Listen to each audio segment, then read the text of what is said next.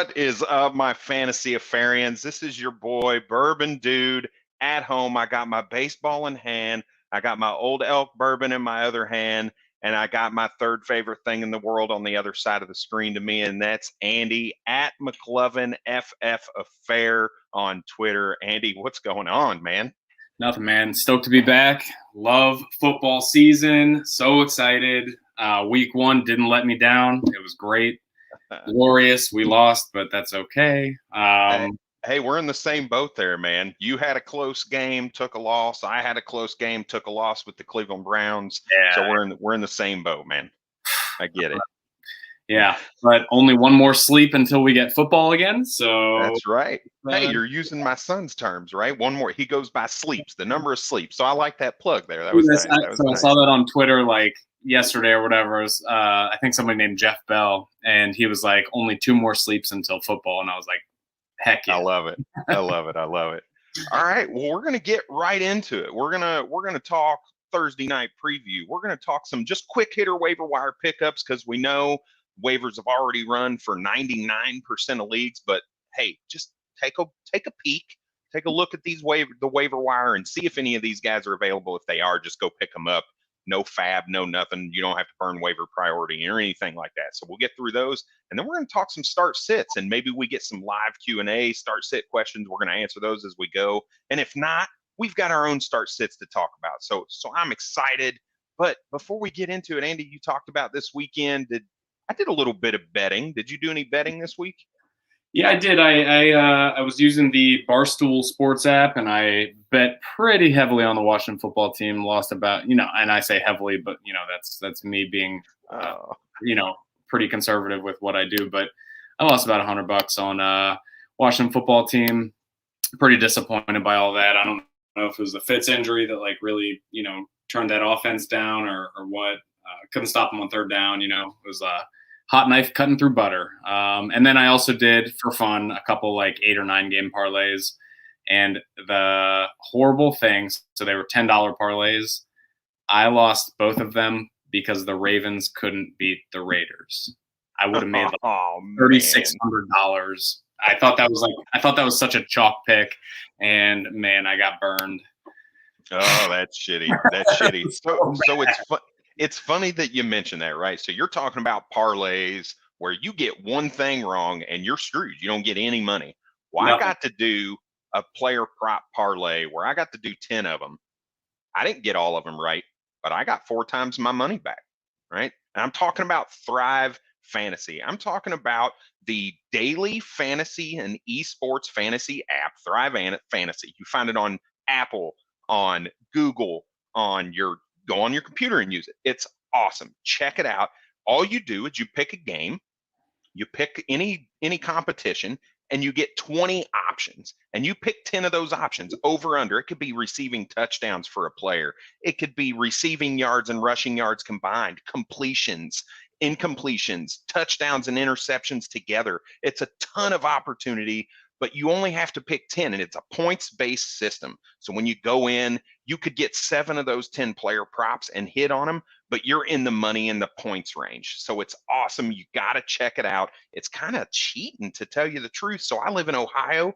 You can't do Vegas sports betting. But the nice thing about Thrive is it's considered daily fantasy, so you can do it in all of those states that prohibit you from doing these type of bets to begin with. So it's awesome. And if you want to put some money into it, use our promo code FFAFFAIR and get a 100% match up to your first $100 that you deposit into Thrive. So check it out again, FFAFFAIR as the promo code and Thrive Fantasy. So Dude, now we're going to, because I might not lose all my money that way. So maybe I'll That's exactly right. Yeah. Mark Andrews is who screwed me, right? They had him for the over under was like 51.5 yards. So I hit the over on it instead of the under on it.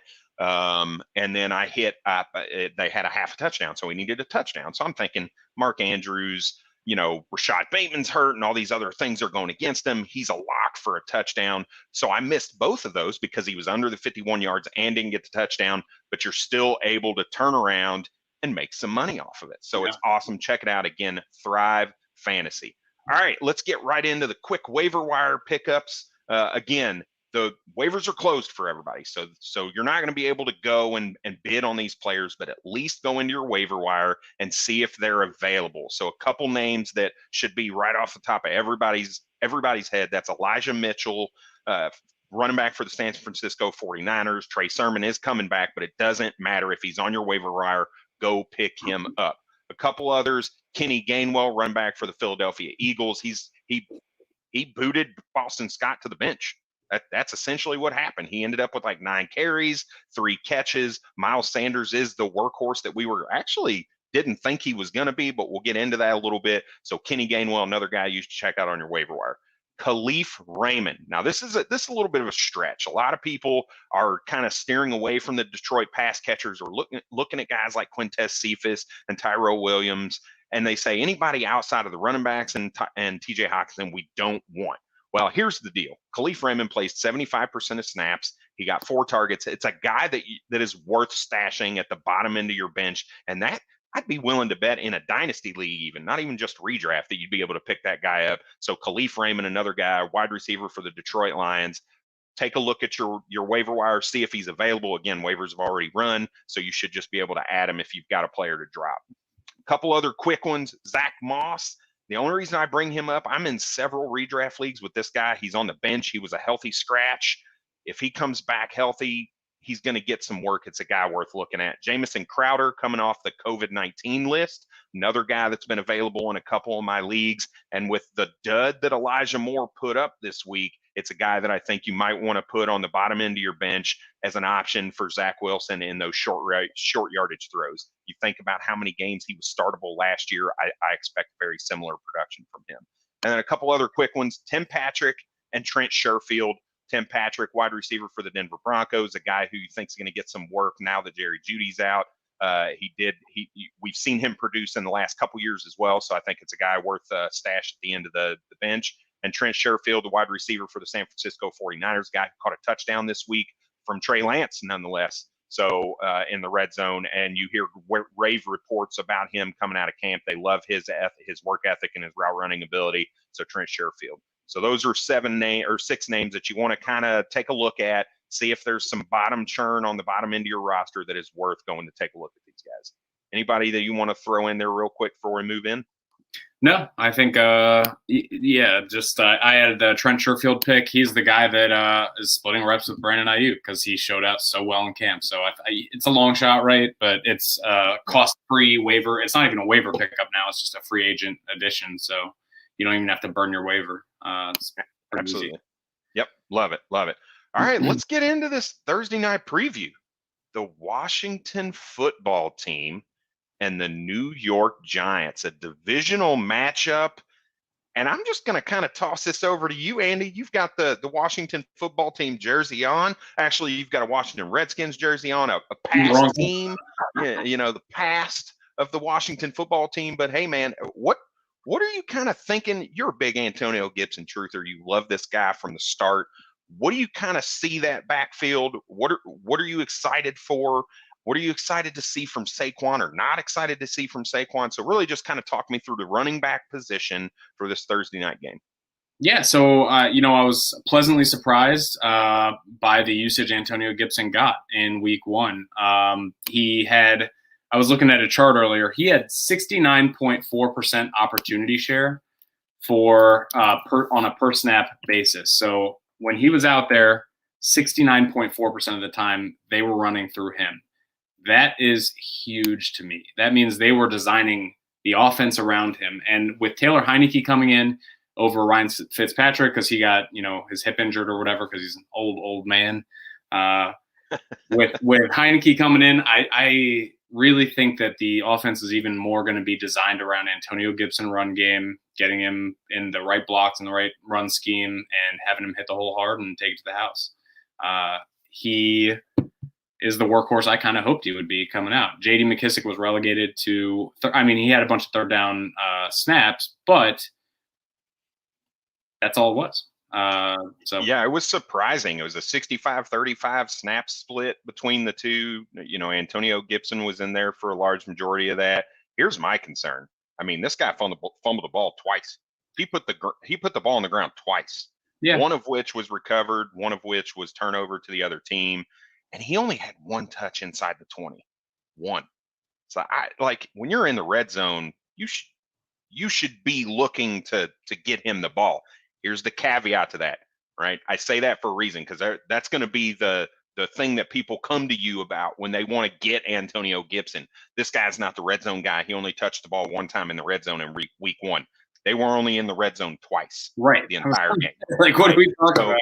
Yeah, so don't let people use that to try to swoon you and get you to start to waver on Antonio Gibson because factually they're correct, but there's some context there to pay attention to. So are you worried about Antonio Gibson? Are you happy with what you saw? What about pass blocking? So I know you talked a little bit about pass blocking in the past with him.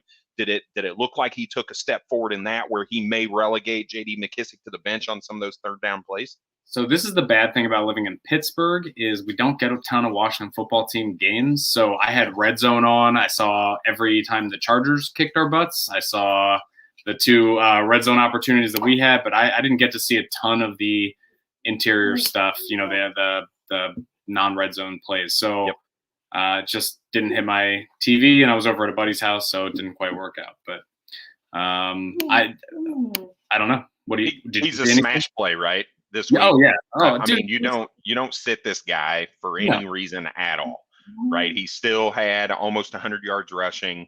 Right. I mean, it's not even a question mark for me. Now the Giants do have decent defense, but there's no reason you even look to bench this guy. So, well, dude, all right, what did they give up to Denver this week? Wasn't it like 150 rushing yards? 168 yards rushing to the Denver Broncos. Yeah. Melvin Gordon had 101. Javonte Williams had like 42, I think, and then there was somebody else who had like 12 yards or something like that. Funny story, I listened to a Ron Rivera interview about the offensive line and their blocking schemes, and the beat reporter was asking, hey, what happened with them? They seem to get excited, seem to get out of their blocking assignments, and he said, yeah, it was the first game of the season. People were excited. That's some discipline that we need to work on. But even, seasoned vets like Brandon Scherf were out of where they were expected to be. So I expect that to be cleaned up this week. They faced the Giants quite a few times, and Antonio Gibson smash play. Absolutely. All right, I'm going to move us. I'm going to rearrange us a little bit. I'm going to move us to the wide receiver position, but I'm going to stay with Washington. I'm going to stay with the Washington football team. And look, Deandre Brown, 93% snap share. Yep, 93%. So Curtis Samuel out with that groin. He's on IR. Deandre Brown got the plug, right? So what are your expectations with Deandre Brown? What are your expectations with Terry McLaurin, with Taylor Heineke now at quarterback? What do you foresee that passing game to kind of look like for the football team this week? Yeah, so Deandre Brown, I have I would say a wait and see approach with him. I'm absolutely rostering him in redraft leagues, but in terms of playing him this week, I'm not ready to do that yet, especially with the backup quarterback throwing the ball. Now, to me, it does help that Taylor Heineke took starter reps through a lot of training camp because it was a quote-unquote quarterback battle with Ryan Fitzpatrick.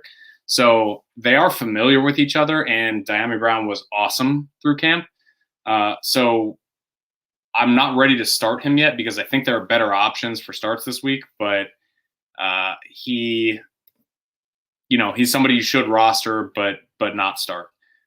Yeah, for me, I agree with Deandre Brown. The one thing I would talk about a little bit with Terry McLaurin is James Bradberry is very good, and I preached this last week on why you should sit Cortland Sutton. Now, there were some other factors with Cortland Sutton, right? Some of the play of Teddy Bridgewater and his preferences, Cortland Sutton coming off of his injury, but I would still temper your expectations with Terry McLaurin because James Bradberry is very good. He is very good. And you saw Terry McLaurin struggle, I guess is the term I would use in week 1 a little bit.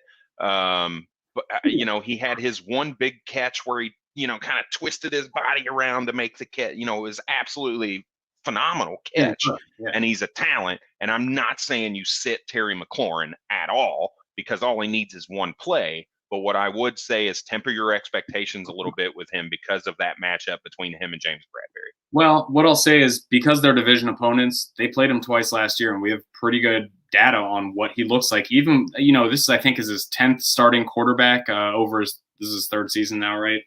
So having a new quarterback, nothing new. But last year when he played the Giants, he had 12 targets, 7 catches, 74 yards, and that was with James Bradberry. And then in week 9, he went 7 for 8 for 115 and a touchdown. So his floor is still pretty high, I think. I think they're still designing that offense around him, and he'll see plenty of action. I love it. All right, so we got our man, Z Grayson. Zach, he asks, dude, can this guy start all year long? Is Taylor Heinicke a starting quarterback? Not to mention one that I would want to play in a redraft, 1 quarterback, 2 quarterback. Where do you kind of see him fitting out as the season progresses? That's a good question. I think he is somebody that teams have very little tape on, and he's smaller and he can run. He's a very athletic guy. I can see him having success for a couple weeks. And if he is the same person that we saw last season, teams start to get tape, start to game plan for him, and that falls off. I don't think he's a starting quarterback for the rest of the season. I think he's there until Kyle Allen replaces him or Ryan Fitzpatrick comes back from injury. Yeah, I think it's interesting because they did sign him to a 2-year deal in the offseason. Right now, it's not a big money contract or anything like that. It's like a $3 million contract or whatever it is. Right. But they believe in him. They got to see him damn near beat Patrick Mahomes and the Kansas City Chiefs. So I think he's going to get the chance. The question is he going to hold it? And I think he can. The defense is good enough. He's got Antonio Gibson. They don't have to lean on him to be successful. They were able to be successful with Alex Smith last year, and I know that's probably hurting Eric's heart right now because I'm not throwing shade at Alex Smith, but Taylor Heinicke is just better right now. So if they don't lean on him to chuck the rock or anything like that, I think it's a guy that you can trust in your lineup in given situations and really not be hurting your assets on the Washington football team right now. Yeah, and if you look at last week, he didn't start until the very end of the second quarter, and he racked up 12.5 points, which puts him, if you extrapolate that over a game, roughly double that, so about 25 points. That's a solid finish for a quarterback on a week. That's not bad. Yeah, so, absolutely. And granted, again, they weren't game planning for him. They were game planning for Ryan Fitz. So, who knows? That's right. It's something to keep in mind for sure. Yeah. So real quick, I do want to hit the tight end and Logan Thomas. What are kind of your expectations? Is he the guy you're wanting to start this week? Is he a guy you're wanting to sit this week, and why? I love Logan Thomas. He is not quite Darren Waller, but he's an athletic dude. He's tall. They love him there. They just signed him to a new contract. They see him as their future at tight end for the next few years at a minimum. He's a pass catcher. He doesn't block very well. So when he's on the field, he's a difference maker. And if I have him, he's probably the first tight end I drafted, and I'm probably playing him every week I can. Yep, he's my start right now at the tight end position. I think the New York Giants allowed 9 for 11, 78 yards, and a touchdown last week to the tight end position. He's still got a ton of slot work, which is where almost a large majority of his work came from last year, was from the slot position. So with Curtis Samuel out, he's able to still kind of do that in week 1. And running from the slot, the Giants allowed 7 receptions on 8 targets for 78 yards again, right? So it's almost a given that this guy's going to get peppered with some targets. He's going to catch them because the Giants are terrible in the slot, and they gave up a ton of pass catching work to the tight end position last week. So I think it's a smash play right now for Logan Thomas. Not to mention, so everybody's going to say, well, he only got 3 catches, right? Well, okay, I'll give you that. But guess who those 3 catches came from? All Taylor Heinicke.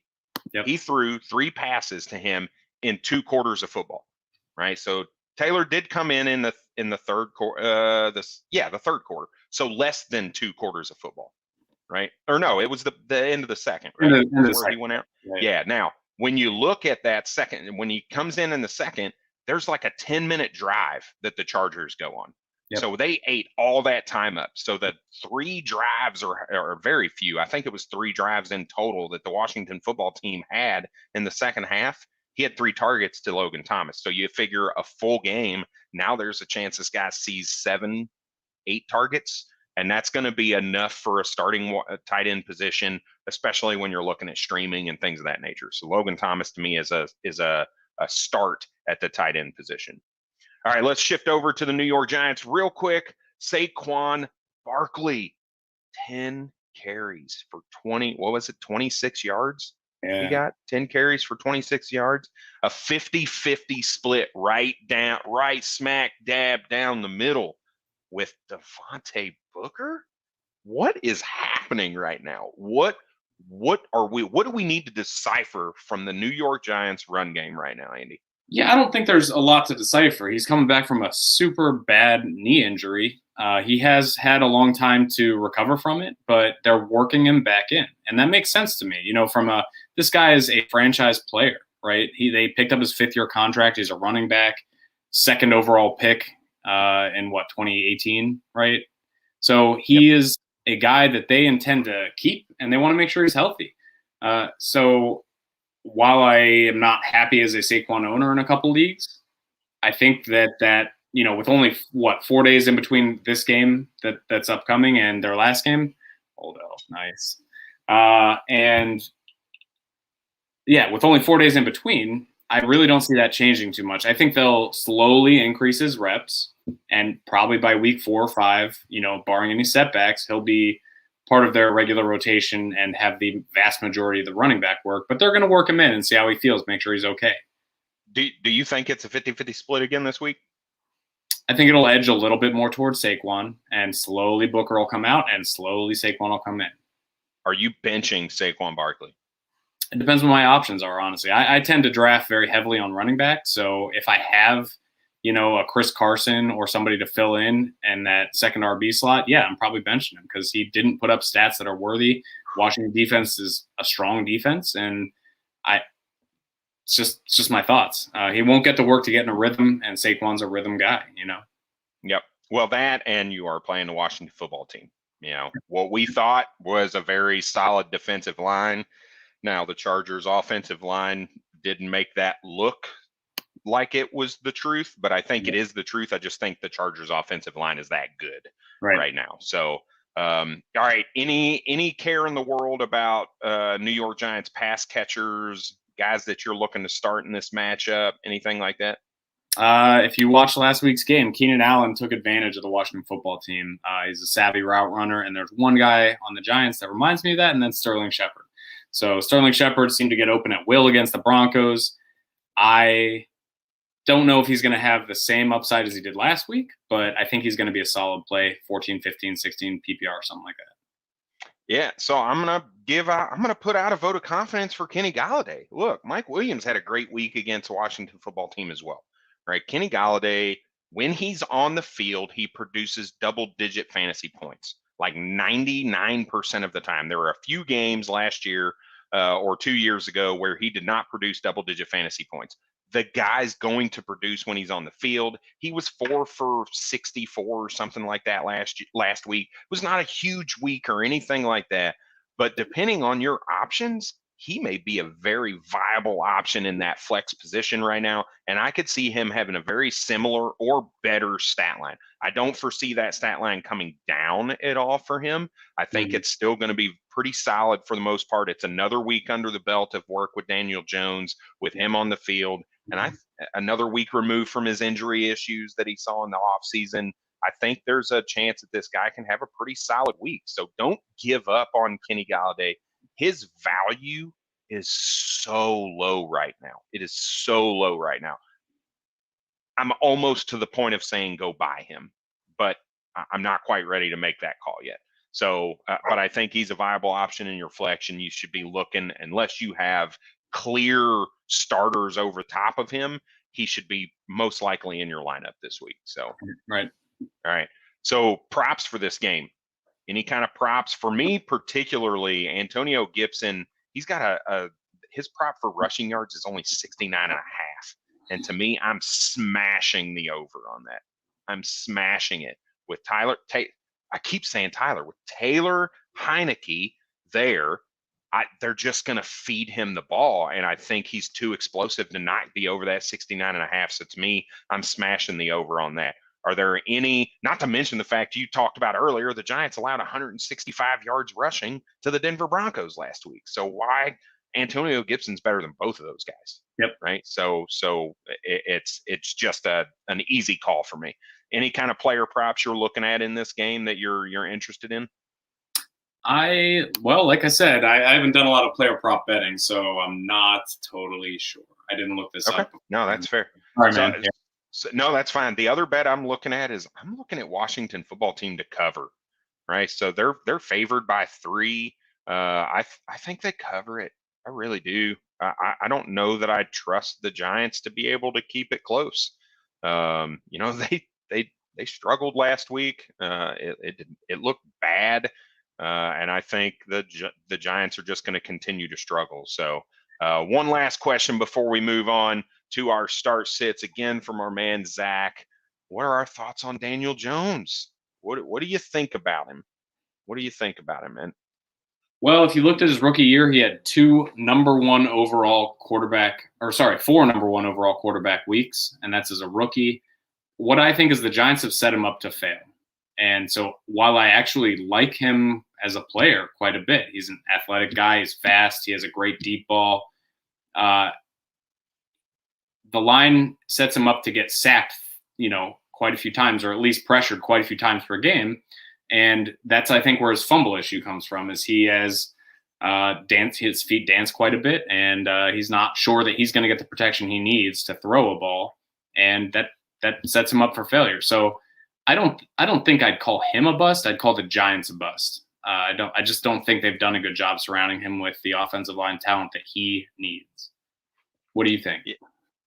Yeah, it's tough to say, but I think he's got to be. They tried. They really did. I feel like, they see him. He was one of the top-rated deep passers in the game last year. So they bring in a deep threat in Kenny Golladay. Yep. Sterling Shepard proved last week again that this guy is a fantasy asset. He's an asset to an NFL football team. This kid is good. Darius Slayton can be that deep threat as well, right? He proved that. Evan Ingram coming back from injury. Saquon. You've got all these names that when you put it on paper and you look at it, you say, how is he not good? How is he not putting up numbers?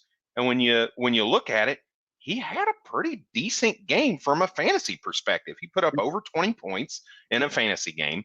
Now, fantasy and NFL football are 2 different things, but from a fantasy perspective, I don't know that I'm afraid to start Daniel Jones in a super flex league as my QB2 if I need to.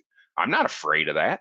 Now, I'm not starting him in a 1 quarterback league or a redraft 1 quarterback league or anything like that. I'm also not going to try to buy him in a dynasty league.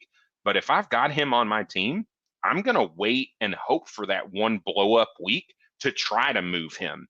Yep. And at that point, that's when the asking price is going to kind of dictate itself at that point. So I don't know that I'd say he's a bust.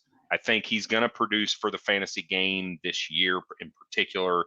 I think there are good things to come from him and Kenny Golladay in the future moving forward. It just may take a couple weeks to get there.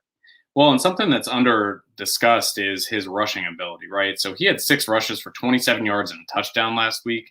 And that's not totally out of the ordinary for him, right? If you look at last year, he had, quite a few design play rushes around him, quite a few yards on the ground. And that's such a good floor for a quarterback, especially one that is primarily a passer. Now, and with regards to Zach's question, is he a bust? I'd say he's overdrafted. Like, he was overdrafted at number 6 overall pick by the Giants. And I think everybody's pretty much in agreement on that. But I don't know if he's an NFL quarterback bust yet. I think it's a make or break season for him. Interesting. Well, only time will tell. They only have thanks. This offseason. They have to pick up his 5th-year option, right? So, yep. All right, thanks Zach for the question. So we're gonna move on to our start sits. If you guys watching, y'all have start sit questions, throw them in the chat. We'll be more than happy to answer them. Also, if not, hey, Sunday we've got a live stream. We're gonna talk through start sits, live questions. We're gonna ask people, hey, what are your most needed start sit answers? We're gonna answer them for you. And here's why you should listen. Look, the FF Affair team as a whole was at a 75% hit rate last week, right? And I know, you're shining up a trophy and taking a victory lap and whatnot, but look, we're small, we're starting up, right? We gotta have something to put out to people to say, hey, look, here's why you should listen to us. We give you successful advice. It's not just bullshit advice on why we think Joe Mixon can be the leading rusher in the NFL. It's useful fantasy advice that is helping you win on a week-to-week basis. Those start sits being as successful as they were are a huge plus for you on a week-to-week basis. So keep those questions coming. We'll keep answering, and I can only hope that we as a team can continue to be at that 75% hit rate. And I tell you what, Britt and Matt were on fire last week. They did an excellent job. That's at the FF Sandman, Britt Sanders, and at MattyDaddy FF, our founder and our daddy. The reason he's not here tonight is because he's a new daddy all over again, right? So we love that. We love that he's spending that family time, but we also can't wait for him to come back. It's just not the same show without him. I just don't have that personality that Matty has.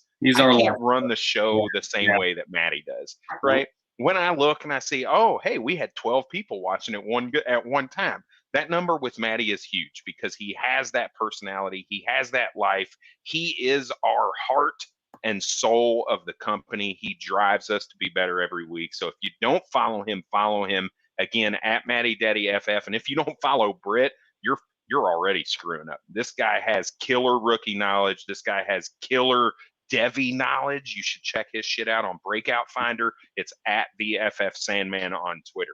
So, all right, without further ado, Matty, we love you too, man. We love you too. We miss you. We're ready for you to come back. As nervous as I am, sweating all over the place and shit, I'm drinking bourbon to try to slow it down. It's just not working. Yeah, it's just not working, right? So, all right, without further ado, let's get into our start sits of the week. Andy, I'm going to let you get us started at the quarterback position. You can talk start, you can start sit, however you want to structure it. All right, I'm going to lay it on just real quick and simple. So my quarterback start of the week is Joe Burrow. Last week he played the Vikings, and there was a lot of skepticism about his receiving group. They thought Tyler Boyd would be fine. They thought that Tyler Boyd and T. Higgins were going to be the main guys, and Chase was having some drop issues in camp. Well, they actually showed to be an excellent supporting cast, and that's not even mentioning Joe Mixon. So I think Chicago has a pretty weak secondary right now, and I expect Burrow to take over that game. So I'm very happy to start Joe Burrow this week.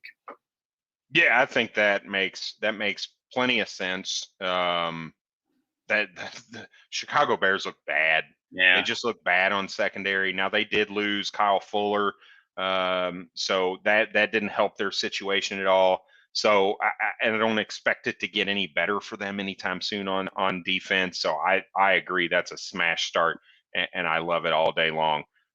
So my start of the week is going to be Teddy Bridgewater. This guy was the QB 14 this week against a pretty decent New York Giants defense. Jerry Jeudy going down, Cortland Sutton being locked down by James Bradbury. He made it work with Noah Fant and Tim Patrick and KJ Hamler. These guys that, Albert O. I'm not even going to try to say his last name, right? Yeah. Eric said that the other day, and I was like, I could say his name. Let me just look at. No, I can't say his name. I'm not even going to try. I'd murder it, right? So this guy's putting up QB 14 numbers with nobody against a pretty solid defense, and now I don't expect that to change all that much. He's going to go in. He's still going to have his pass catchers. I think Tim Patrick has proven in the past that he's been pretty solid, and they're playing the Jacksonville Jaguars, who just allowed Tyrod Taylor to look like a Pro Bowl quarterback. Right. So Teddy Bridgewater is going to chew these guys up and spit them out on defense. So I expect it to be a fairly high-scoring game, and I expect Teddy to look well, to show out and do business. So Just do that's like business. that's like the Teddy only Bridgewater thing does.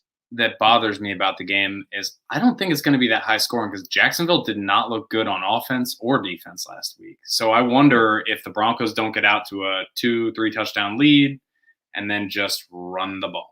And so game script is a concern for me there. But I agree, he looked great He looked so good last week. I mean, he didn't look bad in Carolina, but man, that guy put it together. It was a lot of fun to watch. Yeah. Well, and my biggest issue with Teddy B was his red zone efficiency with touchdowns in Carolina. Yep.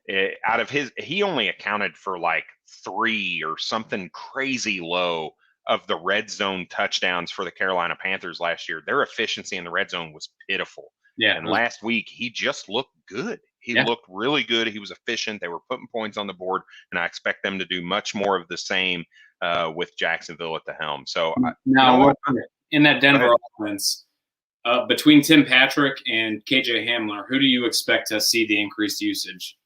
Yeah, look, I think it depends on what you're looking for, right? If you're looking for upside, I think it's KJ Hamler, right? He's that deep threat. He's that guy that it's only going to take one catch for 80 yards and a touchdown to make your week. Me personally, I'm going to go with the floor and volume play that I believe Tim Patrick is, because in a waiver wire pickup, most likely I want a guy that has some consistent production, and then I'm going to try to package him with somebody else lower on my roster for an upgrade in my starting lineup.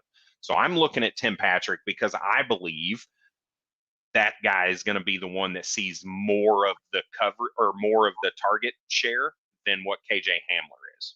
And if you look at, I think I agree with that. If you look at last week, he had plays that he was already involved in, right? So he's their wide receiver 4, and he was already kind of part of the group. So I think I'm right there with you. Yeah. All right, cool. So I'm gonna pause this for a second because I said, hey, if you guys got start-sit questions, ask them. We're gonna get to them, and I don't want to put us on a time crunch where we're not helping people out. So I'm gonna go right to our Q&A. Noah says, hey man, should I start Allen Robinson or Chris Godwin this week? I've got Tom Brady, so I'm thinking this Tom Brady, Chris Godwin stack is what I want, but Allen Robinson's Allen Robinson. So where are you leaning with that, Andy, this week? Chris Godwin all the way. I think the Bears offense looks bad. And if you looked at Andy Dalton's distribution of targets, it was all within like 10 yards line of scrimmage. Chris Godwin had a massive target share. And I know Antonio Brown had more yards, but he had that one deep touchdown pass. Chris Godwin was involved all game. I think he's their best receiver. I think Tom Brady knows it, and I think he's going to keep feeding him the ball. Yeah, I kind of agree with you, right? That stack is nice and it looks good and you love it. And I agree. Chris Godwin is my favorite wide receiver on that team. He's going to see the targets. He's just good. Dude's really good. But I'm going Allen Robinson here. They're going up against the Bengals. He saw 11 targets last week. Now, that turned into 36 yards. I told people to sit Allen Robinson last week. Do not play him. He was my sit on this live stream with MattyDaddy last week because he's proven time and time again that when he faces top corners, he struggles because he hasn't played with a quarterback who can throw him open. He's played with Mitchell Trubisky and Blake Bortles and Andy Dalton now, and all signs are pointing to Andy Dalton starting again, right? So he's not going to get thrown open. And when you're going up against guys like Jalen Ramsey and Jair Alexander and James Bradbury and that caliber corner, he struggles. And he has historically. So the writing was on the wall. This week, that is not the case. He's going to get his 11 targets. He's going to get his 12 targets, whatever it is. They're going to have to try to keep up with the Cincinnati Bengals, who have a fairly high-powered offense, but also don't really have a defense if you look at what Minnesota was able to do to him last week. So I think Allen Robinson is a smash start. It's tough. And if you're making this decision, I'm wondering, 1, what kind of starting lineup you have, or 2, who the fuck are your other starters? Like, oh my God, you smashed the draft if this is your decision between one of these 2 guys. If you've got 2 wide receiver positions, these 2 guys should be in it. Yeah. Unless, maybe you took Tyreek Hill and maybe you went wide receiver, wide receiver, wide receiver. Who knows? I don't know what the format is or what, but at face value right now, I think I'm leaning Allen Robinson because of that target share. He doesn't have anybody else that's fighting him for targets, right? Okay, yeah, Cole Kmet's going to get 3 or 4. Yeah, Darnell Mooney's going to get 5. Nobody else, right? When I'm thinking Chris Godwin, you got Gronkowski, you've got Mike Evans, you've got Antonio Brown, you've got OJ Howard, who didn't really do anything last week. I don't even think he really played that much, but you've got all these Cameron Brate coming in on 3 tight end packages. You've got Gio catching the ball out of the backfield now. I just feel like there's so many options in Tampa that when you have somebody that is the clear-cut one, you go with that guy because he's going to see the volume. So I'm smashing Allen Robinson in this one. So a little bit different, but it's almost like you're skipping the 14 targets that Chris Godwin saw. Absolutely. Right? Now, I mean, he had a huge target share, and he's playing Falcons. So that is why that's different, right? So they had to throw the ball against the Dallas high-powered offense. So they're constantly pushing the ball downfield, trying to score and trying to maintain a lead against the Dallas Cowboys team that they know they can't take their foot off the pedal for. That's not the case with Atlanta, right? They're going to get up 2-3 touchdowns, and they're not going to have to do that. Now, doesn't mean that Tom Brady's going to take his foot off the pedal, because Tom Brady doesn't do that. However, it does mean that now they're going to come out on first down and they're going to run the ball. They're going to give the ball to Ronald Jones. And if they get 7 or 8 yards, they're going to run the ball again. And maybe they give it to Leonard Fournette that time or whatever the situation is. Yeah. I see the game script not being conducive to Chris Godwin seeing 14 targets. It's a totally different game than what he saw last week. Yeah, I don't think he sees 14, but I can see him having double-digit targets again. And anyway, yeah, okay, all right, here you go. Yeah. Like I said, you can't go wrong with either one of these guys. Yeah, right? They're both so. Yep. But I don't want to cop out, right, and say, well, you start either one of them, right? So your start is Chris Godwin. My start is Allen Robinson. All right, we got him rolling. Yeah, right. All right, so we got him rolling in now. The next one, how do we feel about Cortland Sutton? Cortland Sutton, wide receiver for the Denver Broncos, coming off a pretty significant injury last year and a quarterback change. Where are you at with this? I think what I said about Saquon is probably true for Cortland as well. That they're going to. I mean, what did he see? 3 targets last week. He had 1 catch, I think. Mm-hmm. I think that he'll see probably more usage than he would have if Jerry Jeudy was still in the lineup. But I think they're going to still work him back into that starting lineup, get him used to it, make sure he's comfortable. All reports that I heard from the offseason, preseason, were that he looked great. He was fantastic. He's full health. But that doesn't mean that they're going to play him that way. I think some caution is needed, especially when they're playing, the Jacksonville, or who do they play? Jacksonville Jaguars, right? Yeah. Yep. So especially when they're playing Jacksonville Jaguars, and it's not particularly competitive, I don't think. I don't think they're going to put their guy at risk. I think he'll get, maybe 5 targets, 2-3 catches, and, 40, 50 yards. That's my guess. Yeah, I mean, look, this guy was on the field last week. Right. I don't think it's a matter of them not wanting to put him at risk, because if they didn't want to put him at risk, then he wouldn't be on the field as much as he was. Right. I think it had more to do with the fact that, again, I mentioned this last week, Teddy Bridgewater is not a quarterback that takes risks. So when you've got a wide receiver that's covered by a solid corner, he's not even going to try to find those openings, which is why he only saw 3 targets. He's going to funnel his targets to the other guys like Jerry Jeudy and KJ Hamler and Alberto and Noah Fant, Tim Patrick, and all these other guys that are on the field. So I think as the year progresses, Cortland Sutton is good. Cortland Sutton is a Mike Williams-esque kind of player, a Kenny G kind of player, right? He's not going to create a ton of separation, but he excels at the catch point. That's where he's really good. So I think he's going to be fine.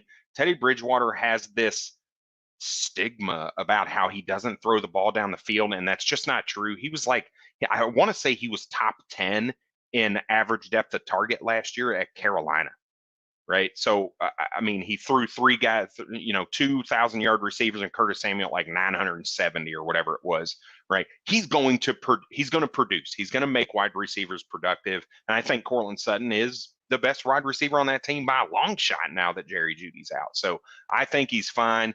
And because of that, look, baller, Sutton is a smash start over James Conner. There's no way I'm starting James Conner over Cortland Sutton.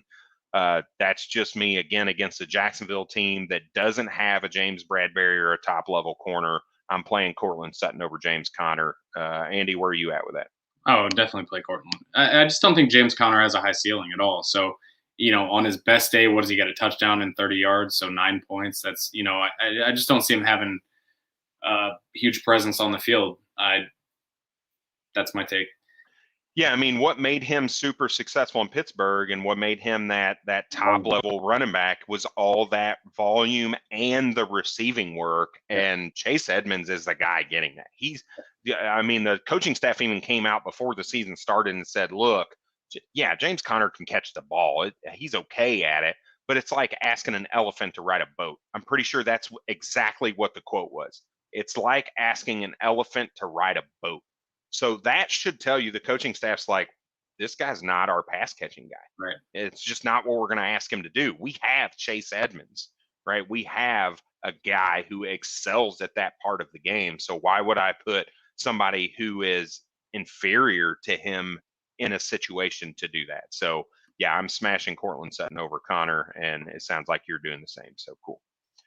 All right, so let's move on. Let's, we're done with our Q&A start sits right now. So let's get back to our quarterback position and make them quick.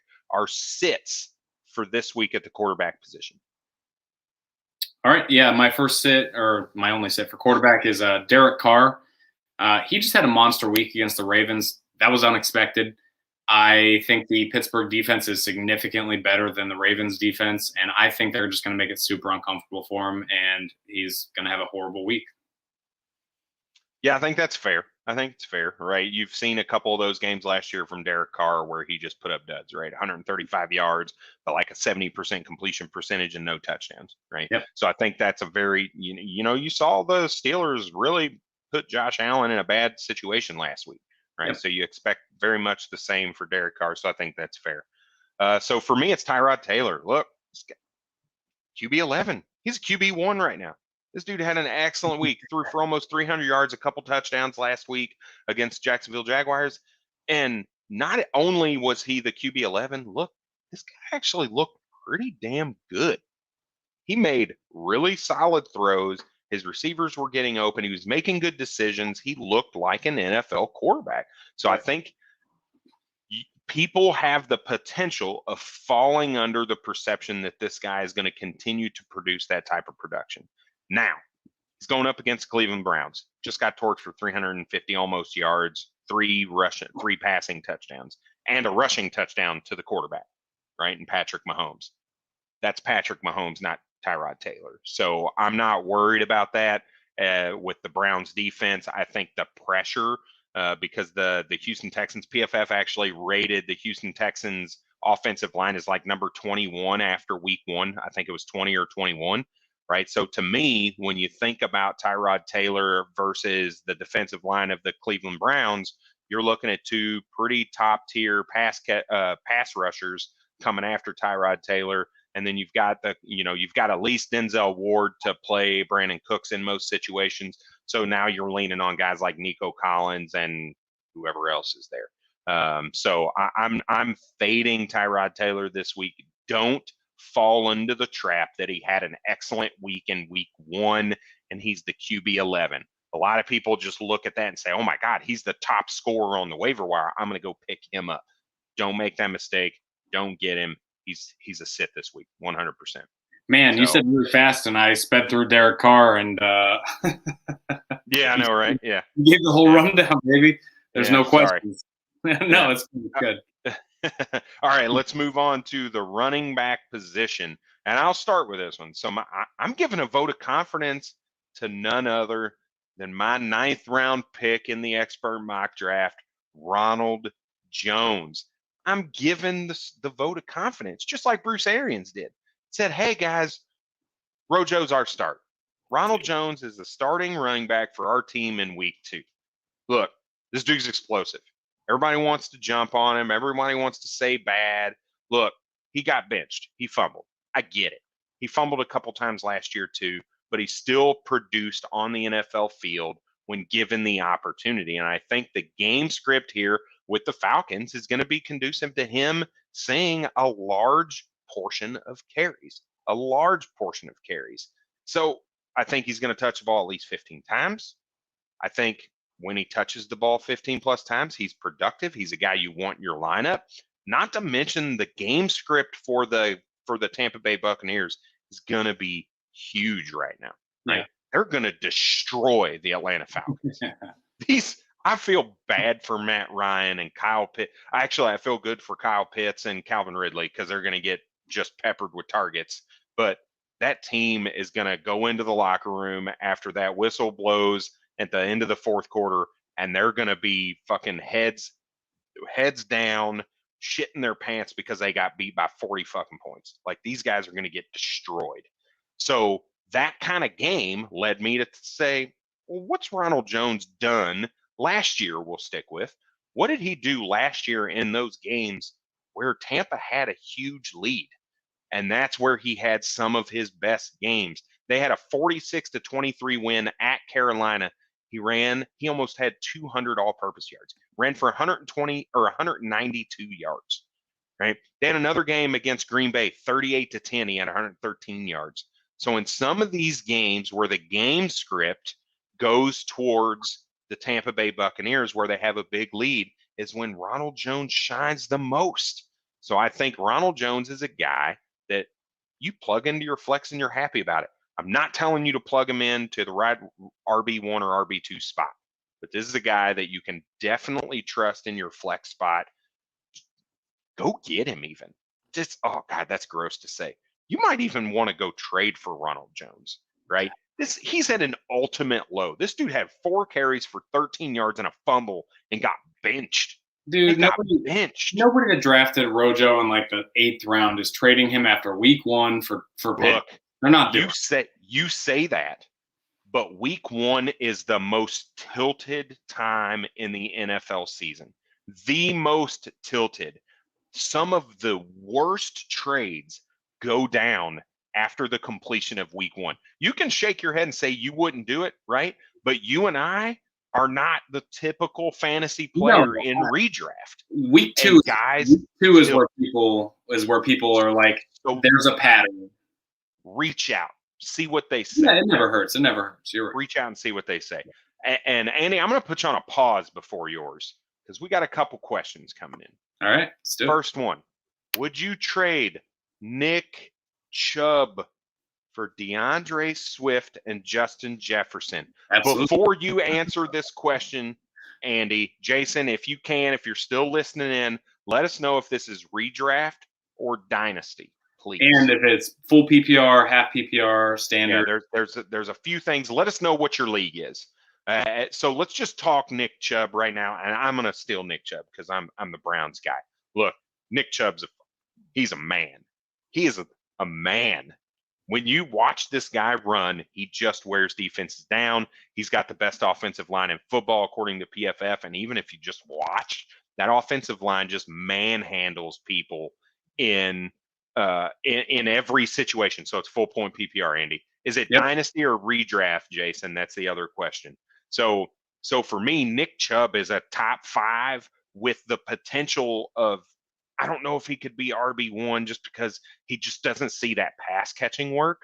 So I don't think, you can expect for him to see that. So that's what you're getting, a 1,500 yard rusher out of Nick Chubb for sure. 1,500 yards and double-digit touchdowns. That's what you're getting. So Andrew, talk to me about Deandre Swift and Justin Jefferson. Yeah, I mean, both are hyper talented guys. I like. My typical approach, even in redraft or dynasty, is to diversify my assets, right? So I'm going to pause you real quick. You said dynasty, you smash that fucking trade right now for Deandre Swift and Justin Jefferson. This is the one time I would tell you to leave the show and go accept a trade. Leave the show, go hit accept, and come back and laugh at that guy because it's absolutely unbelievable that you got that offer right now. Whether you're rebuild or contending, I think you're solid in both situations.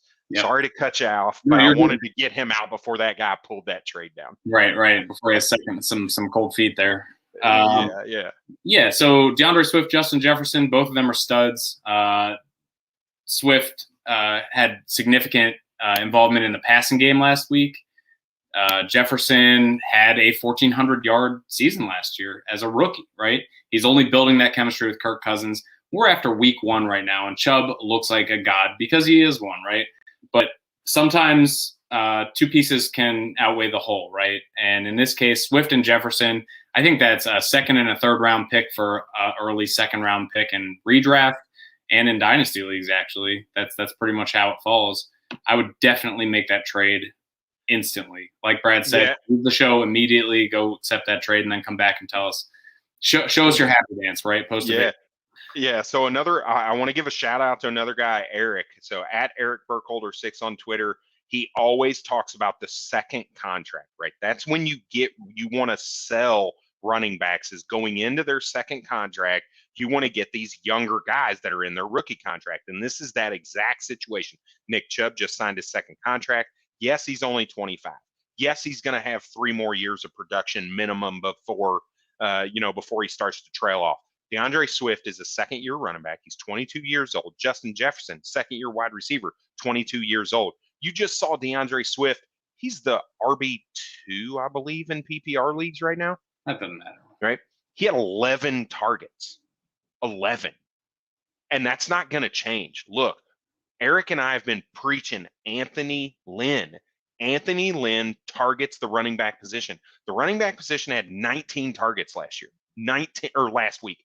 19, 11 for Deandre Swift and 8 for Jamal Williams. That shit's not changing because there's no pass catcher worth a damn, right? Outside of TJ Hawkinson. So the ball is going to Deandre Swift and Jamal Williams. It's a smash play. And if you just watch Deandre Swift, oh my God, he looked good. Dude, He looks so damn good. Yes. So, oh God, I hope that trade is still up for you, Jason. I am so excited for you. I hope it works out. So let's move on to the next one. This is I'm a Bot says, hey man, AB or Terry McLaurin? AB or Terry McLaurin? Where are you? I'm kicking this one to you, Andy. You're the resident Washington football team fan. Where are you at with this? It breaks my heart. I'm starting Antonio Brown over Scary Terry this week. I try not to let my love for the team get in the way. But Antonio Brown looked great last week. He had significant target share. Tom Brady's good. I don't know how well Taylor Heinicke's going to do, right? So, it depends. If you have like God's best team and you're deciding how badly you want to beat somebody with this decision, then play Scary Terry because it's fun. But Antonio Brown, he's going to be involved. We know Tom Brady's capable. They're playing the Falcons. He's going to get at least 7 targets, I'd say. I'd definitely play Antonio Brown here. Yeah, I think I'm there too. You got some variables, right? And I feel like I'm on repeat, right? Talking about James Bradberry. I'm not even a damn Giants fan, and I keep talking about this guy, right? You've got a backup quarterback coming in, and you've got James Bradberry. So it's just a recipe for an upset, right? You put him in your lineup, and he gets you like 7 or 8 points, right? He's 4 for 40 or whatever the case is, right? That's not something you're happy about. Whereas AB, he got 5 catches last week and put up over 100 yards and a touchdown, right? I feel like the game script is not necessarily conducive to AB because they're playing Atlanta and it could get out of hand real quick. But I think AB is the right play here as well, as tough as that is to play Antonio Brown over Terry McLaurin right now. Yeah. So sometimes weekly matchups are, you get to make those decisions and sometimes you have good matchups, bad matchups, and you bench 3rd round picks for 7th, 8th, 9th round picks. It just happens. Yeah, exactly. All right. Timothy Chan's got a trade question, so we're going to get to Tim. Just stand by for just a second. We're going to get through our RB start sits real quick, and then we'll come back to your trade question. So, Andy, I talked about Ronald Jones. What's your start or sit of the week for the running back position? Yeah. My start for the week is Javonte Williams. They gave him 14 runs last week. That's week 1 of his rookie year, which to me shows the coaching staff has a ton of confidence in Javonte. It's a really good sign. Melvin Gordon was averaging 3.1 yards per carry outside of his 70-yard run and touchdown. And you don't want to take that away from Melvin Gordon, but what it means to me is Javonte Williams has proven himself through camp, through the preseason, and the coaching staff is okay handing him the rock. And they're playing the Jacksonville Jaguars, right? The Jacksonville Jaguars had Mark Ingram hand them their asses last week, right? He rushed for 85 yards and a touchdown. Javonte Williams is if you have a flex spot you need to fill, I love Javonte Williams in that spot. That's my boy. Javonte Williams is my boy. If you've listened to anything that we've talked about on Rookie on the Rise with Britt Sanders and Eric Burkholder, you've heard it. It's you've got to take a look at it. So I like that play as a flex play, right? You don't want to plug him into one of your 2 starting running back positions if you don't have to. Right. And I would say it's not even ideal to necessarily plug him into a flex if you've got a better PPR type option because he's not going to necessarily catch those passes. Well, Brad, what happens over the course of the year with rookie running backs almost every single year? If the coaching staff likes them, if they trust what they're doing, they slowly edge out that veteran and they take over that backfield because they want to see that too. The coaching staff wants to know that their early second-round investment was worth it, right? So they have an ego piece to it as well. They'd love to see Javonte Williams succeed almost as much as we would. So, yep, I love it. All right, so my sit is going to be Josh Jacobs, right? So you guys look at Josh Jacobs. He had a couple touchdowns Monday night, right? He didn't look that good, though. He was 10 for 34, 3.4 yards a carry, obviously. Like, that's not good. And he's going up against a team that is decent. I would say above average. Actually, no, I'm going to go excellent. I'm going to say excellent in the Pittsburgh Steelers, right? So I'm upgrading 3 times the norm for the Pittsburgh. And that pains me because I'm a Browns fan, right? I hate the Steelers with a passion, but you can't deny their ability to play defense. Just look at what they did to the Buffalo Bills. But here's the deal. Josh Jacobs, not only is he playing the Pittsburgh Steelers, this dude, he had a toe injury. You saw him come out of the game. He had this weird cleat issue. They changed his cleats. He was hobbling a little bit, so they gave him something to take the pressure off his toe and he still didn't look good. And now Sleeper came out with a report that says he missed practice, and it says everything. So normally in Sleeper, it says missed practice, and then in quotation or in parentheses, it'll say groin or hamstring or whatever. It legit said everything. This dude just came to practice and was like, dude, everything hurts. I'm not practicing. Right? The official injury report is toe and ankle. But when everything hurts in week 2, it's like, it's like, come on, man. So look, not only do you have the Steelers defense coming against you, you also have the fact that he's got this toe injury. He looked bad, and everything else hurts as well. And they've got Kenyon Drake. They've got a guy that I think they could give the load to and let Josh Jacobs just kind of hang around that 10 carry load if they want to. Now, is he getting 2 touchdowns? Anything could happen. Right. Yeah. I'm not willing to take that chance in my starting lineup and putting Josh Jacobs in it. So I'm benching his ass. He's sitting. He's nowhere near my starting lineup, regardless of my situation. I'm finding anybody else to put in other than Josh Jacobs. Andy, what's your next running back position? Yeah, I have a sit for James Robinson. So week 1, they played the Houston Texans, and Jamestown only had 5 rushes for 25 yards and 3 catches for 20 or fucking Urban Meyer. 3 catches for 20 Meyer sucks. Dude, so I was kind of excited for James Robinson when ETN went out because I was like, oh, Urban Meyer loves that power run game. That's what he did in college. He made so many good running backs. He just flopped, right? So James Robinson, it looks like they tried to plug and play him in the ETN role because he ran more routes than he had rushes. He had 6 targets, 3 catches. I'm not saying there's no bounce back for James Robinson this year. I think they'll get wise to how the NFL is treating them.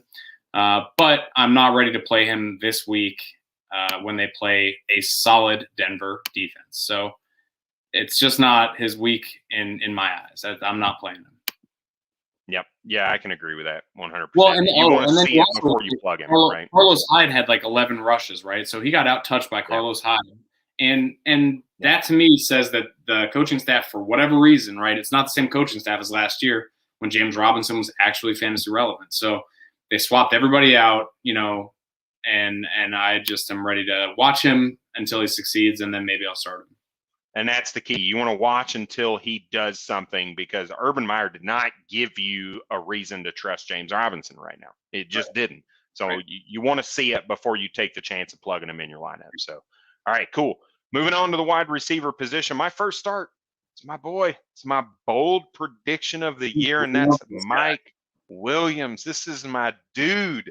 And I was so happy to see him have a great week 1. He's on track for 17 touchdowns and 1,300 plus yards. My bold prediction was 1,200 and double-digit touchdowns. It's ridiculous, right? We all know that's not how things work. But look, this guy looked good. They got the best O-line in football. They got Justin Herbert, who looked excellent. They got Austin defense. They did. They made the Washington football team defense look pretty weak. I mean, they did. It was. I love Justin Herbert, right? So it just goes to show this dude is legit. And now you're giving him time to throw the deep ball. And Mike Williams is excellent at the deep ball.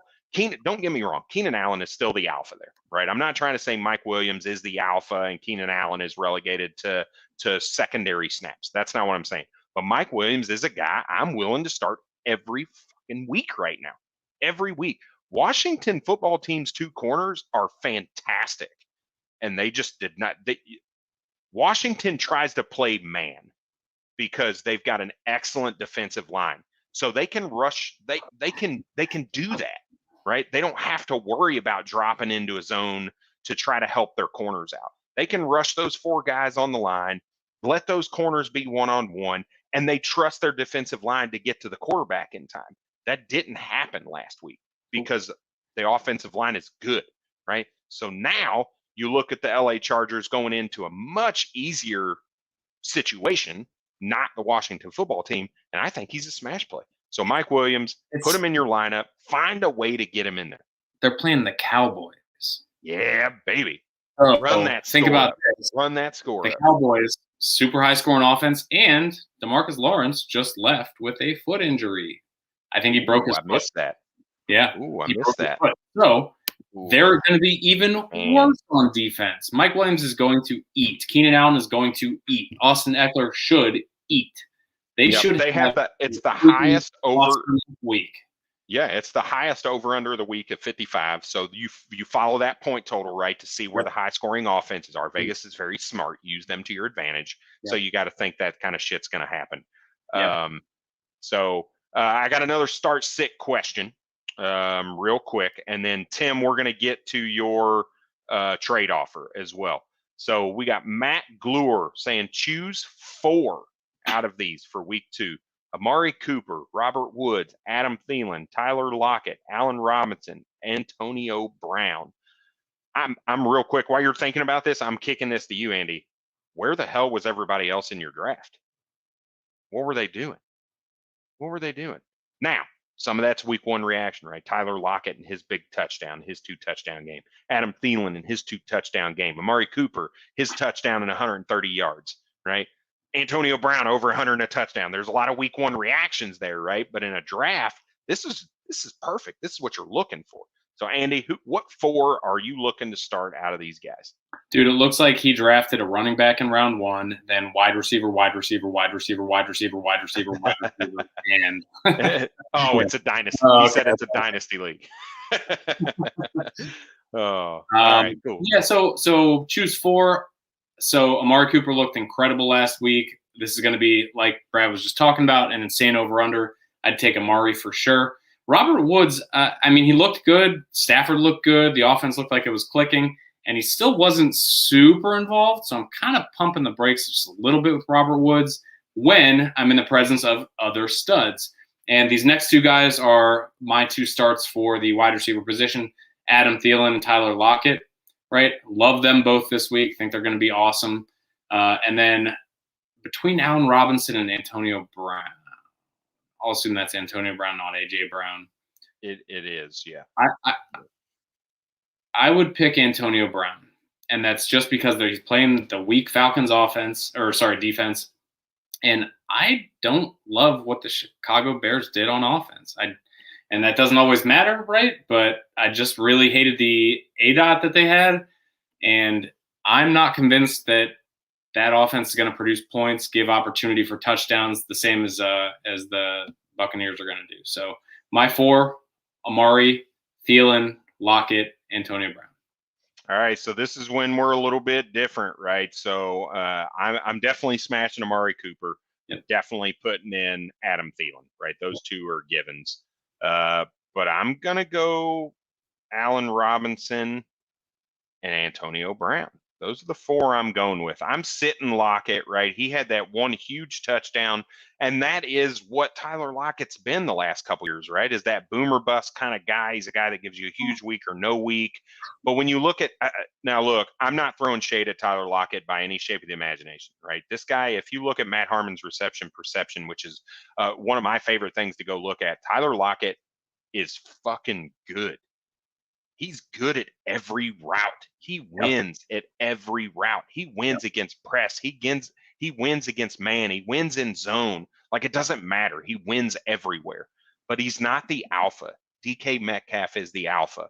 And with DK Metcalf coming off a pretty lackluster performance, I expect Russell to try to get him into the game now. Now he's going to give DK a big game and maybe not lean on Tyler Lockett as much and that deep ball as much. So I'm hesitant to put Tyler Lockett out there right now, unless, right, the situation is where maybe you need that player who has a big outcome because you think you're playing a better opponent, right? So you think you need to score more, and this sounds like John Madden type. You need to score more points to win the game, right? But you're going up against an opponent that has a better team than you, and you need that upside.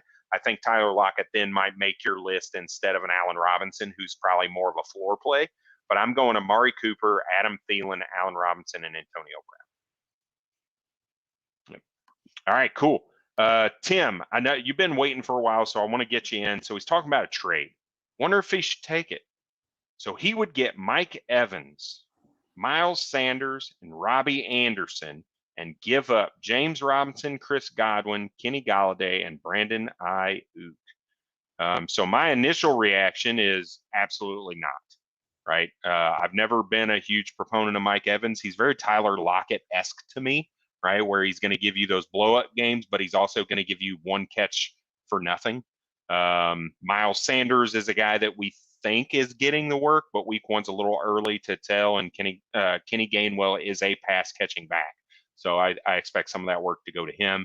And when you look at Robbie Anderson, okay, Robbie Anderson, Kenny Golladay, they're in the same tier to me. They're pretty close. So I'm looking at Mike Evans versus Brandon Ayuk, and I'm taking Brandon Ayuk. I don't care about week one, him missing curfew and having his hamstring injury and them saying, hey, look, we're not playing you this week, or you're playing, but we're not going to force anything.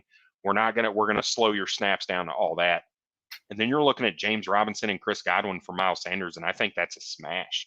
So to me, you're holding here, Tim. It sounds like you're the Jamestown, the Godwin, Golladay, and Ayuk owner, and there's no way I'm giving up that trade right now for those 3 aging assets. Yeah, I agree. I think Godwin's the best asset there, and I don't see anything persuasive on the other side. I've never been a big Robbie Anderson fan. On the New York Jets, he was just a deep threat guy that had one good season, and he's gone to Carolina, and he was more of a shallow guy that had a ton of targets and not a ton of production in the second half of the season. Yep. And something that we noticed with Robbie Anderson is since CMC has been back, guess what? His target volume kind of vanished. So he had he's actually on my list of sells this week, Robbie Anderson, because he had one big play and that was it. He looked totally unutilized otherwise. And they did just re-sign him to a big contract, all that stuff. You can pump him up and get rid of him, but I would definitely not be buying Robbie Anderson. Yep. So anyway, that's my take. I would sit tight, like Brad said. Okay. Yep. Cool. Rolando, we'll get to your start sit here in a question. But Andy, I want to kick it over to you for your wide receiver start or sit of the week. Yeah, dude. So like I talked about in the not the last question, but the one before that, Adam Thielen and Tyler Lockett are two of my starts. And I'll just go real quick. Adam Thielen, a lot of us kind of faded him, and this is in redraft format, right? A lot of us faded him saying, hey, he's 31 years old. This dude's over the hump. Jeff looked awesome last year. He's the new alpha. Well, Adam Thielen came back smiling and caught 9 catches, 92 yards, 2 touchdowns in week 1, right? And I know the Cincinnati Bengals are not like the end-all be-all for defense, but they're like middle of the pack. They're not terrible. Cardinals secondary solid, but I think Jeff does get a lot of that attention, and Thielen's going to be in prime territory to put up another monster week. Tyler Lockett, this guy has a history of putting up boom or bust weeks, like Brad talked about, right? But going against Tennessee's busted secondary and non-existent pass rush should make Wilson's favorite target an absolute smash play this week. I think a lot of defenses figured out that DK Metcalf is the best receiver on that team. He's the big threat for the big play for the touchdown. And they just kind of forget about Tyler Lockett. And he runs around and does literally whatever the fuck he wants. He's awesome. Russell Wilson trusts him. Russell Wilson knows what he's doing. They have a mind meld. They're in sync all the time. I love Tyler Lockett this year. I think his value is outstanding. So those are 2 smash plays for me this week. Tennessee looked awful last week. Their defense had nothing to offer. Yeah, they really did. Yeah, it was interesting. It was not something that really anybody expected to happen. Nope. So it's definitely something to monitor. Don't overreact to it yet. It is week 1. Yep. They do have some new pieces. They do have a new offensive coordinator. Let that kind of work itself out a little bit before you start to panic too much about the Tennessee Titans. So, all right, my sit for the wide receiver position is Zach Pascal. Look, this guy had 4 catches, 2 of which turned into touchdowns. Otherwise, he was underutilized. So don't chase that touchdown. Those touchdowns, that's not consistent. That's not something that's going to happen from week to week. There are other options. Yeah, it's not sticky. There are other options in that offense. They did play, a fairly solid team. Now they're going to the LA Rams. They're playing the Los Angeles Rams this week. This is not a good matchup, especially for Zach Pascal because he's a slot guy, right? So when you look at the slot, the LA Rams, there were 6 targets that went to the slot position in week 1. They allowed 3 of those to be caught for a whole whopping 15 yards. 15 yards on 3 catches. Not a chance. Fade this guy and fade him hard. Do not play Zach Pascal. If anything, you sell him. You try to find somebody who buys into that touchdown upside. Oh, he's Carson Wentz's red zone target, right? After 1 week, you're going to make that call, really get the hell out of here, right? So sell him if you can. Fade him in your lineup. Do not plug him in because you can't expect this to continue to happen. All right. Andy, give us your sit. I was going to say something else on Zach Pascal. Chances are he wasn't drafted, right? So if you own him, you picked him up, you package him with something else, you sell him for some, 2 pieces for 1. Try to combine that stuff, get a better asset, and use those, those keyword tricky phrase like Brad said. For my sits, I have Brandon Nyuk. He's my number 1 sit this week. So this past week, Brad talked about it a little bit, and I don't know that whole curfew thing is like verified, but Brandon Nyuk got 0 targets. This guy was a stud last year. He was a stud for part of preseason. Then he got injured. He had a couple drop issues in the preseason games.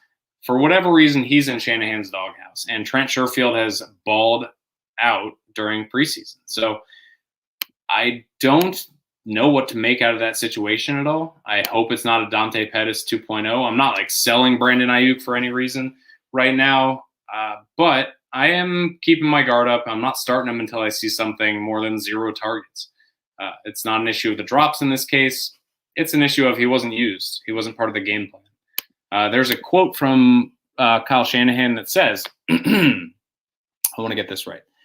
I thought Ayuk would get a few more punt returns, and I thought he'd get a few more targets, but when guys are rotating that much 50-50, I don't really ask much who's in. I'm good with either one of them getting the ball. And to me, what that means is they were playing the Detroit Lions. They didn't really think it was going to be a threat of a big game loss or anything like that. They're trying to teach Brandon Ayuk a lesson for something that I don't know what it is, and he's out because of that, right? So he's just the punt returner special teams guy. So, I still like Brandon Ayuk. He's an awesome talent. He's a physical freak. Hope he comes back, but I'm sitting him until I see it. Yeah, it's tough. I don't read into it too much. I think he's a fine start if you want to start him. I don't think there's anything wrong with it. I think that he's being eased in. They knew it was an easy matchup. They knew they were going to dominate. And why put him at risk when you don't need to, right? So he was in for 26 snaps. He did return. So I don't know if that's an injury thing or anything like that. Yep. Yeah, well, only time will tell. So only time will tell. All right, so Greg Sheerankin, we're going to get to your question next, but we're going to start with Rolando. Rolando says, Mike Evans, T. Higgins, CEH, or Damian Harris in the flex. So I'm fairly certain it's safe for me to throw two of these names out, and that's Damian Harris and Mike Evans. So really it's going to be between T. Higgins and CEH. So, Andy, who's your pick between these two? That's tough. Fucking Eric. Damn, those are crazy. Those are your flex options? Stacked. I'm probably doing CEH in a PPR format and T. Higgins in a non-PPR. I think CEH, I think he lacks touchdown upside. But he gets, 4 or 5 targets a game, and he's a solid player. He'll get you a very solid floor. I think the ceiling's capped. T. Higgins, I think he's got an okay floor, and his ceiling's a lot higher than CEH's. So I'm comfortable with either of those two. Like Brad said, I wouldn't play Damian Harris probably at all. And Mike Evans, he's never been a guy I target to play at all, so I don't really have him on a lot of teams. But between T. Higgins and CEH, probably CEH in a PPR, T. Higgins in a non-PPR. Yeah, I'm going to muddy the waters for you, Rolando. I'm going T. Higgins here all day long. Look, the Kansas City Chiefs are playing the Baltimore Ravens. You saw what they did to the running back position last week, being the Las Vegas Raiders. It was not good. It was not good, right? Kenyon Drake had some passing work, so that was good. But Josh Jacobs was trash, right? 10 for 36. We talked a little, or 10 for 34, whatever it was. We talked a little bit about that.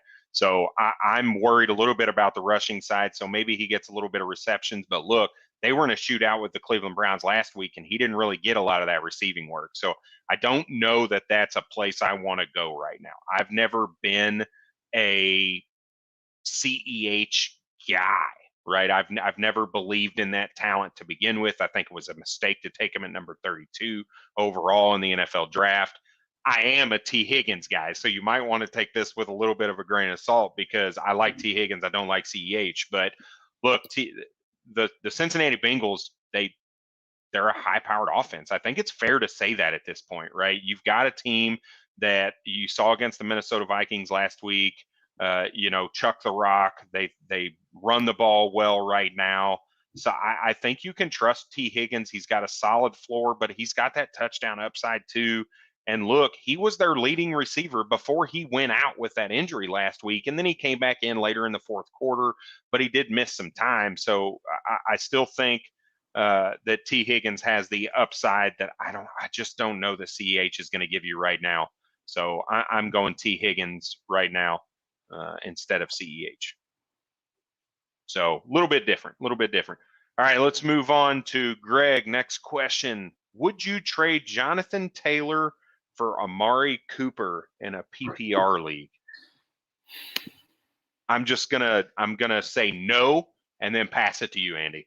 There's not a chance in hell I would give up Jonathan Taylor for Amari Cooper. Right? Yeah, my answer is no as well. And it's not even a no, it's a hell no. Jonathan Taylor, so there's something about wide receiver. First of all, Amari Cooper is awesome, right? He was great. He's on a super high scoring offense. Love the player. Jonathan Taylor's a running back. He has touchdown upside on every single run that he does, and he catches passes now for some reason. So he was more involved than anybody expected last year, his rookie season, in the passing game, and they proved that that wasn't just a mistake, right? His first game back, 6 targets, right? So, and I think he had 60 yards receiving. So his floor is now elevated, and his upside is just as high as anybody else's. I love Jonathan Taylor. We saw nobody else besides him and Nyheim Hines. I'm keeping Taylor all day there. Yep. Yeah, I agree. All right, Eric says, hey, Jacobs got 2 touchdowns last week. That's true. And that. Yeah, he tripped and fell into the end zone twice. That's true. Yeah, yep. I definitely do not see that in the cards for CEH. That's just me. All right. So do you have any other sits that you want to talk about at the wide receiver position? I already talked about my start at the tight end. That's Logan Thomas. I'm not going to cover that again. I think he's a smash play this week at the tight end position. So anybody at the tight end position that you want to talk about, or the wide receiver position that you want to talk about, Andy?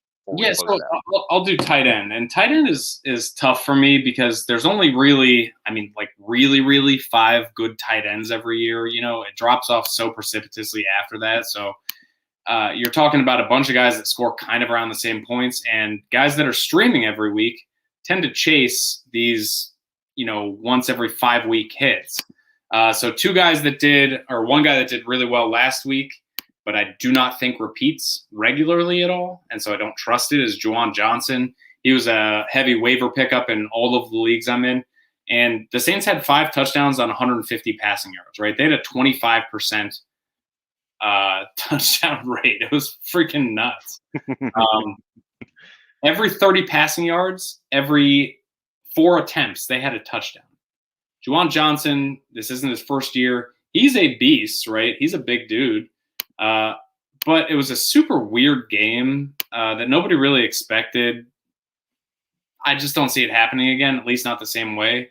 And I think Juwan Johnson might be a touchdown guy, but he's not somebody I'm willing to bet on hitting if I have a better option, a more reliable option. So, he might be somebody I try to package before Sunday and, again, try to get, some sort of improvement on in a redraft or even in a dynasty league, honestly. And I think that go ahead. I do think that's fair. The one thing to mention, though, is like if you're streaming tight ends, you're really just looking for that touchdown, right? If you're streaming tight ends, you're not looking at guys that get fucking 8 targets a week, right? That just doesn't exist, right? That's true. If Juwan Johnson provides that touchdown, that red zone 1 catch for 3 yards and a touchdown, that's a tight end 14, tight end 13 on the week. That's a great play.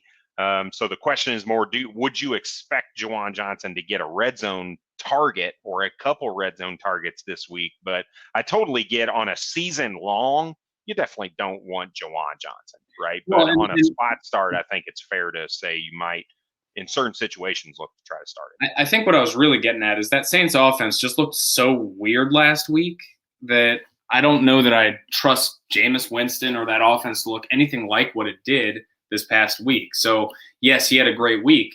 I don't know that that's something at least not in week 2, I'm not willing to count on that. And then the other guy I want to mention is Anthony Ferguson. He had a ton of offseason hype with Johnny Smith leaving, and he really didn't get any better, right? He finished outside the top 24 tight ends. He was gross, right? Unstartable. So somebody else. Jeff Swaim is the tight end 1 there, supposedly. Oh, yeah. Okay. It's just disgusting. So I'll play A.J. Brown. That's my advice there. Hey, look, Rolando, I agree with you, man. I got Waller in a couple spots. I was able to get him in the Scott Fish Bowl. So, I mean, this dude is money. So that's the guy you go get. What did Gruden say? He said he's the best player I've ever coached. Yes. Yeah. That's gross. It's gross. All right, so we're going to end it with one more listener question, and that is from the Second Take Extra. He says, I need to start one. It's a PPR league. DJ Moore, Jalen Waddle, or Allen Robinson. Go ahead, because I know what you're going to say. I don't think you do. I'm going to start Allen Robinson. Yeah, that's my guy. Yeah, everybody knows I love DJ Moore. He's arguably like my favorite, most fun to tout player. Love the guy. I think he's awesome. He had a great week 1, by the way, if you didn't notice. He's excellent. He was okay. I don't trust Waddle yet. I don't trust Tua. Allen Robinson's a stud. He's going to get the volume and should get better ADOT. So I'm into Allen Robinson this week, even though we had a couple questions where I didn't pick him. It's just because I like the other options a little bit better. But Allen Robinson's a great start. DJ Moore's going up against the Saints defense. They looked stout. They looked amazing. Looked like they can game plan well. And I'm just not ready to trust Waddle into it yet. Yeah, look, anytime you compare quarterback Sam Darnold to defense New Orleans Saints, I'm not playing anybody on that side of the ball. Yep. Right? I do not trust Sam Darnold to not screw this game up royally and them get absolutely blown out. Yeah. Absolutely blown out. Now, that could mean good things for DJ Moore. I don't know. I just don't trust Sam Darnold in this situation. We're getting real close to Halloween, and he might see some more ghosts. So right. Yeah. And Allen Robinson's going up against the Cincinnati Bengals. Again, he saw 11 targets last week. Didn't do anything with it, but that I talked about it before, right? At top-tier corners, he just doesn't produce well against. He's not seeing that this week against Cincinnati Bengals, so I think he's the smash start here as well. So for sure. And Rolando, it's disgusting to see Darren Waller on the field. Period. He just makes everybody else look small. It's weird because he's not like this huge stack guy. He's just tall and kind of lanky almost. It's just, he's a complete arm. I mean, he's just a complete and utter mismatch for anybody that tries to cover him on the field.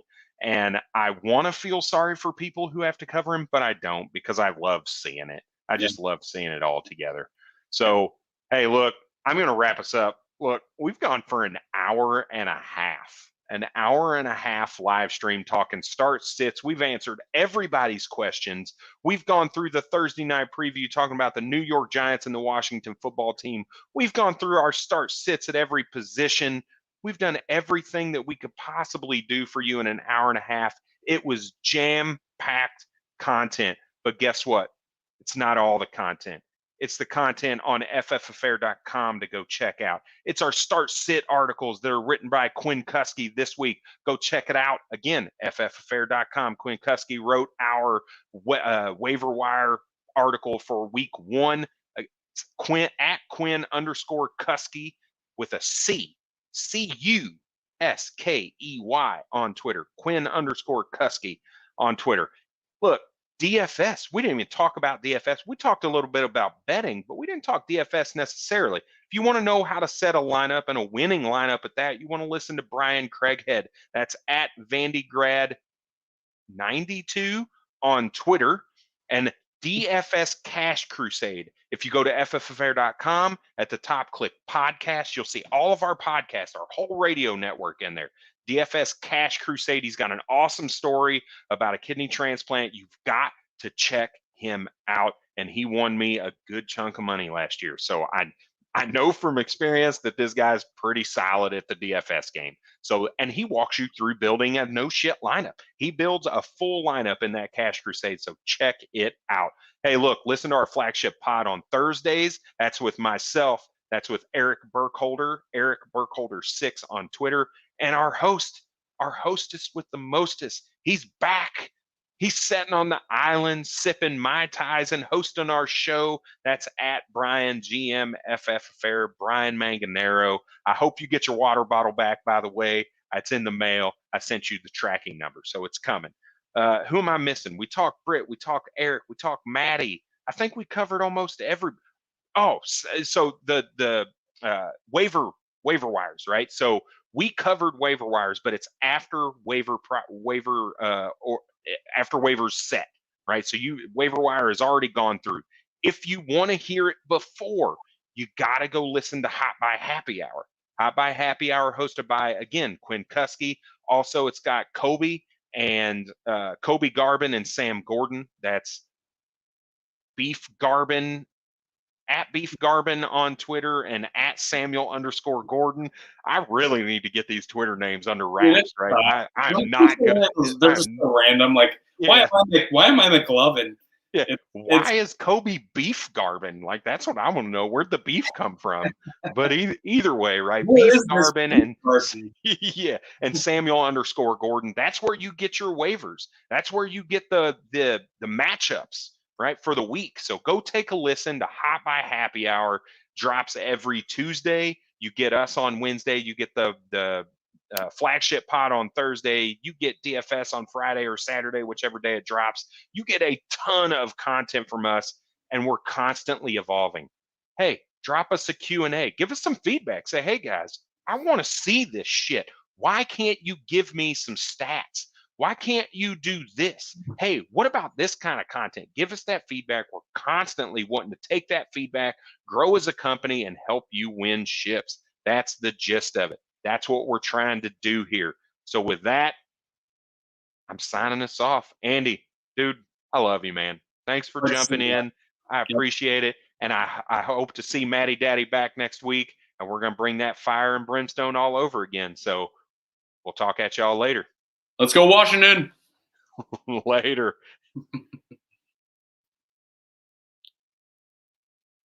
Video. I'm trying to play the video.